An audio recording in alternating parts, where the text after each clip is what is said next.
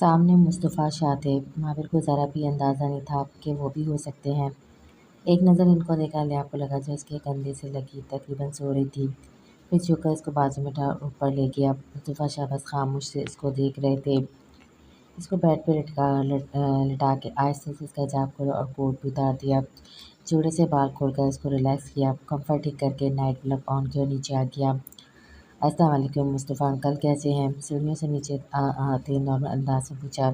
ٹھیک ہوں، تم سناؤ؟ لگتا ہے میں غلط ٹائم پہ آیا ہوں۔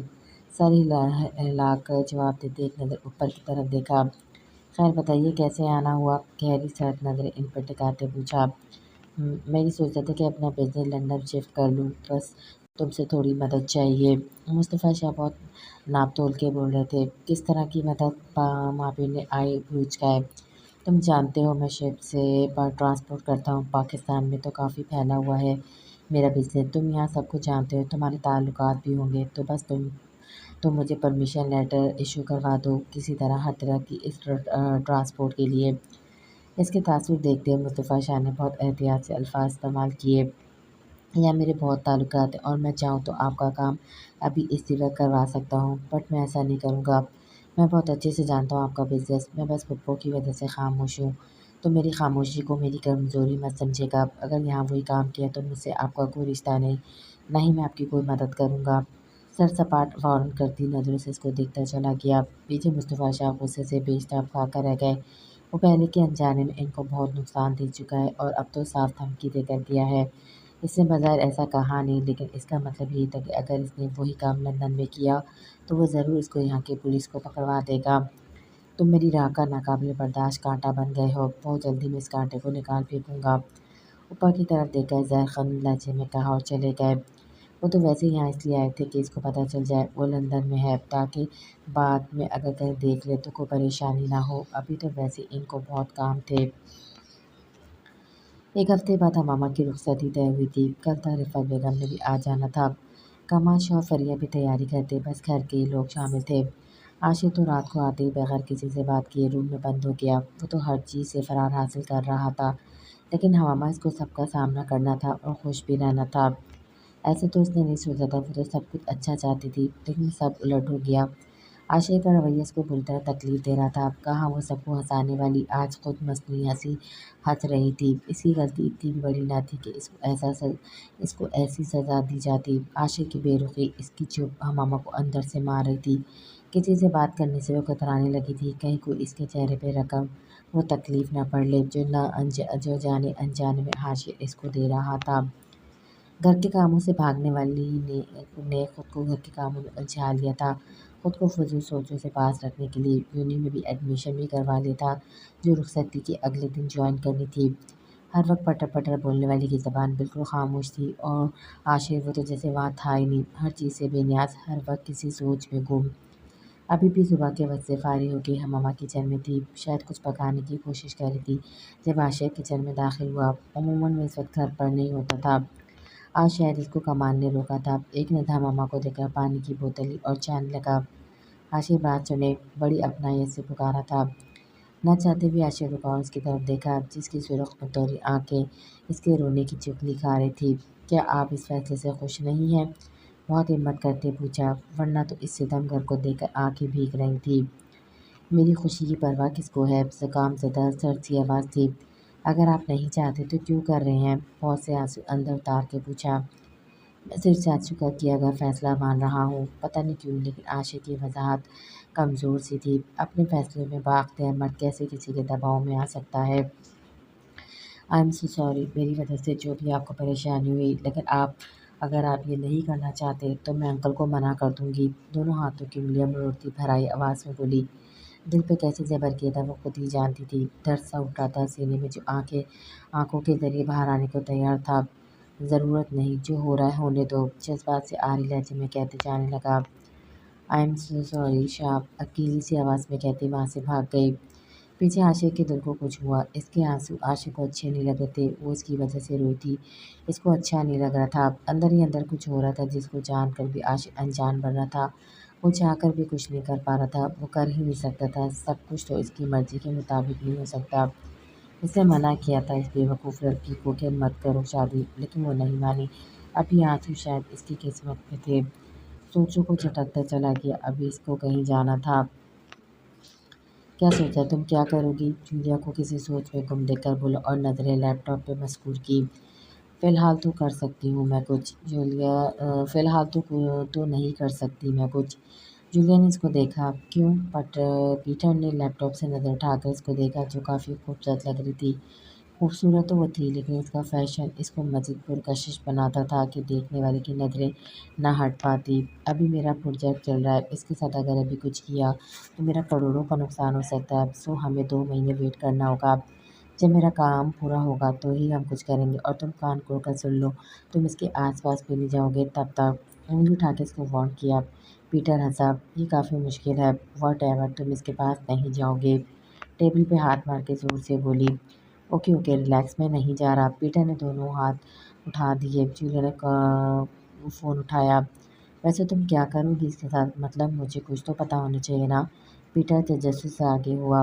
ٹائم آنے پہ بتا دوں گی، فی الحال تم وہ کرو جو میں نے کہا ہے۔ کال آئی تو بیگ اٹھا کر چلی گئی۔ پیٹر کندھے اچکا کر اپنا کام کرنے لگا۔ یہ غلط بات ہے مسٹر خان، وہ میری اکلوتی دوست ہے، مجھے بتائے بغیر شادی کر رہی ہے۔ علیہ اب گہرے صدمے میں تھی۔ جب سے مہابیر نے حمامہ کی رخصتی کا بتایا تھا وہ تو جلی بنی رہتی تھی۔ ابھی نہیں ہوئی شادی، اس کی 1 ہفتے بعد ہے، تم تب تک انجوائے کر سکتی ہو۔ مہابیر فون پہ بزی سا بولا۔ تو مجھے بتانا تو چاہیے تھا نا، اتنی دیر سے بتایا مجھے۔ علیہ آپ کو رہ رہ کے حمامہ پہ غصہ آ رہا تھا۔ یہ سب تم اس سے پوچھ لینا شام کو جب آئے گی۔ فون کے ساتھ لیپ ٹاپ بھی اٹھا لیا۔ کافی کام تھا آج کا۔ ابھی چلیں، مجھے ملنا ہے اسے۔ مٹھو کو ہاتھ بٹھائے اس تک آئی۔ ابھی مجھے کام ہے، شام کو چلیں گے۔ نظریں لیپ ٹاپ پہ مسکور تھی اور انگلیاں تیزی سے چل رہی تھیں۔ نہیں مجھے ابھی جانا ہے، آپ چلیں۔ اس کے پاس بیٹھتی منہ پھیلا کے بولی۔ علی ابھی مجھے کام ہے، بہت ضروری کام، ہم شام کو چل رہے ہیں نا؟ بہت ضبط کا مظاہرہ کرتے کہا تھا۔ نہیں نہیں نہیں، ابھی جانا ہے، وہ بچوں کی طرح ضد سے بولی۔ مہابیر دیکھ کر رہ گیا، کہاں وہ ایک لفظ نہ بولتی اور کہاں ضد کر رہی ہے۔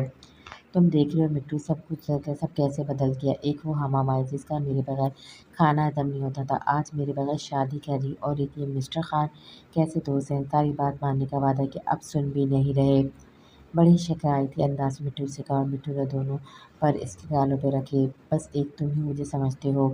اس کو مٹھو پہ بے ساختہ پیار آیا۔ مٹھو بھی بولا۔ مہابیر نے مٹھو کو گھورا۔ ٹھیک ہے ابھی چلتے ہیں، پر تم اس کو یہاں روم میں نہیں لایا کرو گی آئندہ۔ ابھی تو اس کو موقع ملا تھا اپنی بات منوانے کا۔ مٹھو مہابیر کو دیکھ رہا تھا۔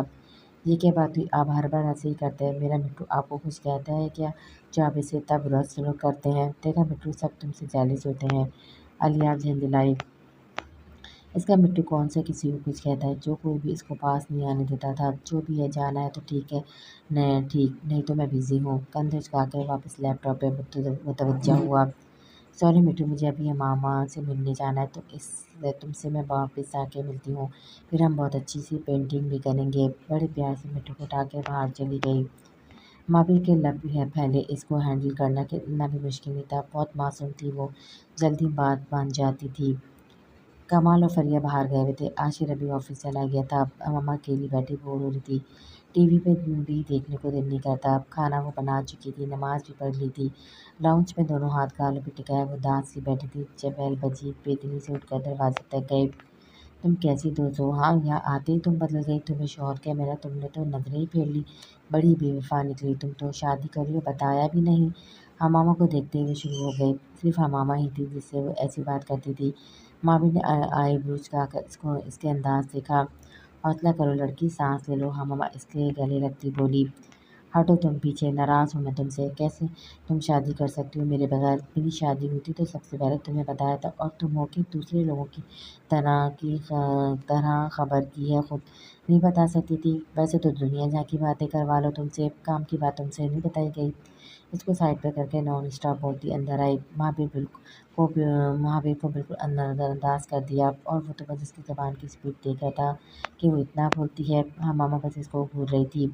کیا ہوا، کچھ غلط بول دیا؟ خود کو یوں گھورتا پا کر آہستہ سے بولی اور ایک نظر مہابیر کو دیکھا جو اسے ہی دیکھ رہا تھا۔ اس کے دیکھنے پہ زبردستی مسکرائی۔ ہو گیا ہو تو میں کچھ بولوں؟ حمامہ اس کے پاس آ کر بیٹھی۔ ہاں بولو تم۔ اس کو بول کے ایک چور نظر مہابیر پر ڈالی جو اب عاشر کو گھر آنے کا کہہ رہا تھا۔ کل ہی ڈیٹ فائنل ہوئی اور تمہیں ہی سب سے پہلے بتایا۔ میرا سر صبح گر گیا تھا تو تمہیں کال نہیں کر سکی، اور میں بالکل بھی بے وفا نہیں ہوں، بس تم ہی کہیں بزی ہو گئی ہو۔ اپنا درد مسکراہٹ میں چھپا کے شرارت سے بولی۔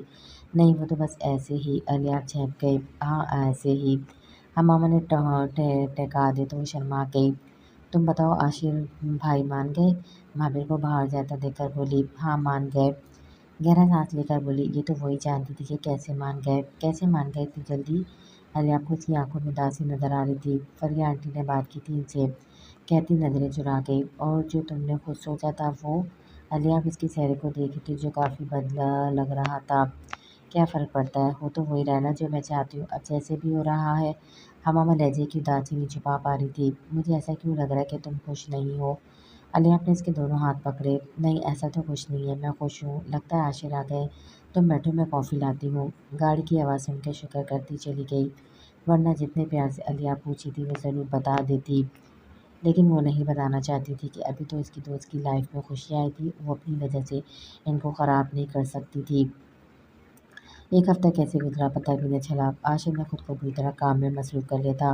صبح جلدی چلا جاتا اور رات کو دیر سے آتا، گھر پہ بھی بہت کم بات کرتا۔ سب سمجھتے تھے کہ شاید مابر کے نہ ہونے کی وجہ سے کام ہے، لیکن حمامہ اچھی طرح جانتی تھی وہ سب سے بھاگ رہا ہے، لیکن وہ بھی کچھ نہ بولی۔ اب جو ہو رہا تھا ہونے دو، اس نے سب اللہ پہ چھوڑ دیا تھا۔ 2 دن پہلے رفعت بیگم بھی آ گئی تھی۔ کل رخصتی تھی، سب کام ہو چکے تھے، صرف گھر کے لوگ ہی تھے اور کسی کو بھی انوائٹ نہیں کیا تھا۔ ابھی فریہ کچن میں تھی، حمامہ کو اب وہ کام سے منع کر چکی تھی اور سارا کام خود ہی دیکھ رہی تھی۔ کمال شاہ بھی باہر کسی کام سے گئے ہوئے تھے، عاشر روز کی طرح آفس تھا۔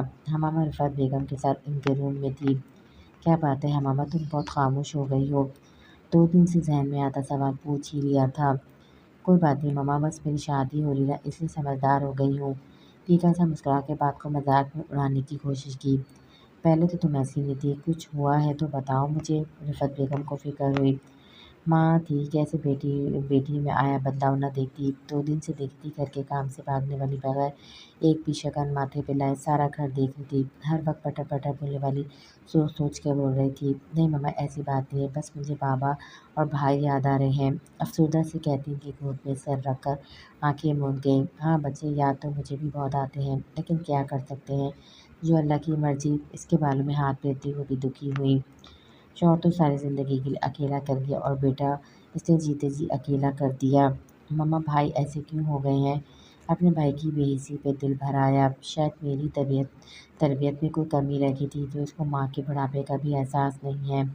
انہوں نے منہ پہ ہاتھ رکھ کر سسکی روکی۔ جوان بیٹا ماں کو یوں ستائے تو دل ہی تو دکھتا ہے۔ میں ہوں نا ماما، میں ہمیشہ آپ کا خیال رکھوں گی۔ ماں کا ہاتھ لبوں سے لگایا۔ میری پیاری بیٹی، اپنی آنکھیں صاف کرتے اس کا ماتھا چوما۔ شکر ہے، مانا تو صحیح کہ میں پیاری ہوں۔ حمامہ ہنسی۔ پاگل۔ انہوں نے ہلکی سی چرت لگائی تو وہ ان کی گود میں منہ چھپا گئی۔ رگ وبے میں سکون کی لہر اتری۔ ماں کی آغوش میں تو ویسے ہی سکون ہوتا ہے۔ کیا کرتے پھر رہے ہو؟ کافی دن بعد بھابھی نے آج آفس کا چکر لگا لیا تھا اور آتے ہی عاشر کے کیبن میں آیا تھا۔ کیا؟ عاشر انجان بنا۔ کل رخصتی اور تم آفس میں کیوں ہو؟ تمہیں حمامہ کے ساتھ ہونا چاہیے، ایک دوسرے کو تھوڑا وقت دو گے تو ہی جان سکو گے نا۔ سنجیدگی سے سمجھانا چاہا۔ مجھے نہیں جاننا اس کو، تم جانتے ہو میں صرف چاچو کی بات مان رہا ہوں، مجھے کوئی انٹرسٹ نہیں ہے اس میں، اس جڑے رشتے میں۔ آخری بات کہتے نظریں چرائی۔ اچھا مجھے ایسا کیوں لگ رہا ہے تم کچھ چھپا رہے ہو؟ مابر نے تیز نظر سے دیکھا۔ نہیں میں کیا چھپاؤں گا، سب تو بتا دیا تمہیں۔ لیپ ٹاپ پہ ٹائپنگ کرنے کی کوشش کی لیکن انگلیاں کپکپائیں، یاد نہ آیا کہ کیا لکھنا ہے۔ سوچ لو ابھی تو میں شرافت سے پوچھ رہا ہوں، پتہ کرنے کے اور بھی طریقے ہیں، اور اگر مجھے کچھ بھی ایسا ویسا پتہ چلا نا تو پھر تمہاری خیر نہیں، یاد رکھنا۔ سخت لہجے میں کہتا چلا گیا۔ کام ختم کر کے اس کو جلدی جانا تھا۔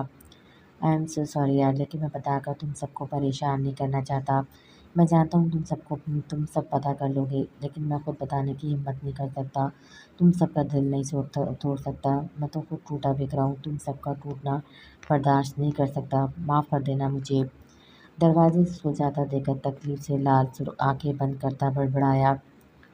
ان کی شادی کو 1 مہینہ ہو گیا تھا۔ الیاف مابر سے بہت اٹیچ ہو گئی تھی، ٹریننگ بھی تقریباً اس کی ہو گئی تھی۔ الیاف اچھی لرنر تھی، بہت جلدی اس نے بہت سیکھ لیا تھا۔ مابن سے ایک بار فائٹنگ بھی کر چکی تھی۔ آج رات کو زمان صاحب بھی آنے والے تھے تو علیہ بہت زیادہ خوش تھی۔ اس نے مابن سے رات امامہ کے پاس رہنے کا پوچھا تو مابن نے سختی سے منع کر دیا۔ اب تو ایک لمحہ اس کے بغیر نہیں گزارتا تھا۔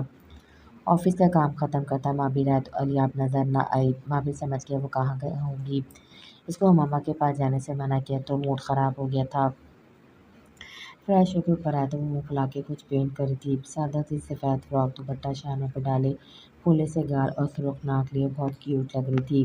موٹی سی چوٹی کمر پہ جھول رہی تھی۔ اس کو فائٹنگ کے ساتھ بال بنانے بھی سکھا دیے تھے۔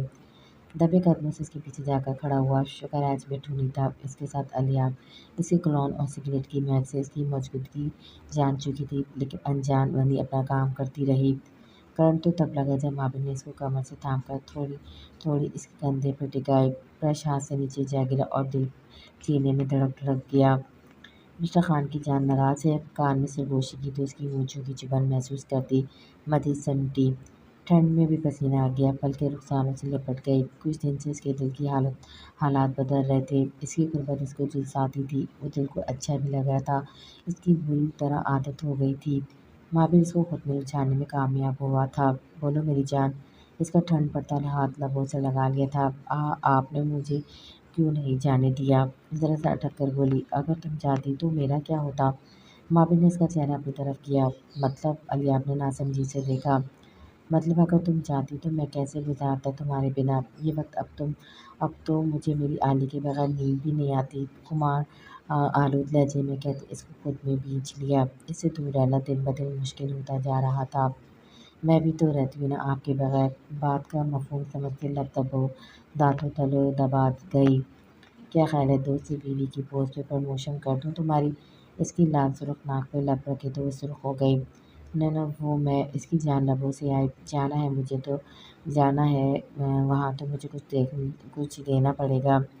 اس کو لیے پھولوں کے پاس آیا۔ اتنے گلابوں کی خوشبو سارے پہ چھائی ہوئی تھی۔ شام کے وقت گلاس فوق سے باہر کا سہانا منظر نظر آ رہا تھا۔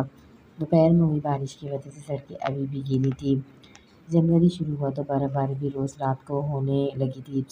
سردی کافی پڑ گئی تھی۔ کیا دینا پڑے گا؟ ایک نظر اس کے مضبوط ہاتھ میں اپنے ہاتھ کو دیکھ کر اس کا چہرہ دیکھا۔ ذرا سا اس کی طرف جھکے اس نے کان میں سرگوشی کی۔ اس کا چہرہ خون جھلکانے لگا۔ نظریں خود بخود جھک گئی، بدن لرز گیا۔ اس کے ہاتھ سے ہاتھ چھڑانا چاہا لیکن چھڑا نہ سکی۔ آپ ایسی باتیں نہ کریں۔ دوسرا ہاتھ دل پہ رکھتی بمشکل بولی۔ پھر کیسی باتیں کروں علی جان؟ دلکشی سے مسکرا کر ایک پھول اس کی موٹی چٹیاں پہ لگایا۔ علیہ کچھ نہ بولی۔ جانا ہے؟ اس کا ہاتھ چھوڑ کر چہرہ ذرا سا اوپر کیا۔ آپ بہت برے ہیں۔ اس کا ہاتھ پیچھے کرتی سرخ چہرے لیے بھاگ گئی۔ پیچھے مابن کا ہلکا سا کہکنا سنائی دیا۔ اب وہ دوبارہ جانے کی بات نہیں کرے گی۔ صبح ہوئی تو بادلوں نے بھی سورج کو تھوڑا سا راستہ دیا۔ ہلکی سی دھوپ بہت بھلی لگ رہی تھی۔ باقی دنوں کے مقابلے آج سردی کچھ کم تھی۔ رات کو برف باری بھی کم ہوئی تھی۔ نئی صبح کسی کے لیے خوشی کا پیغام لائی تھی تو وہیں کسی کے لیے کوئی بری خبر۔ کسی کا دل خوش ہوا تھا تو کسی کا اداس۔ خیر انہی دکھ سکھ کا نام زندگی ہے۔ باہر کے موسم کی نسبت آج حمامہ کا دل آج اداس تھا۔ دل کا موسم اچھا نہ ہو تو باہر کا موسم بھی اچھا نہیں لگتا۔ کہنے کو تو آج اس کی رخصتی تھی لیکن کہیں سے بھی وہ دلہن نہیں لگ رہی تھی۔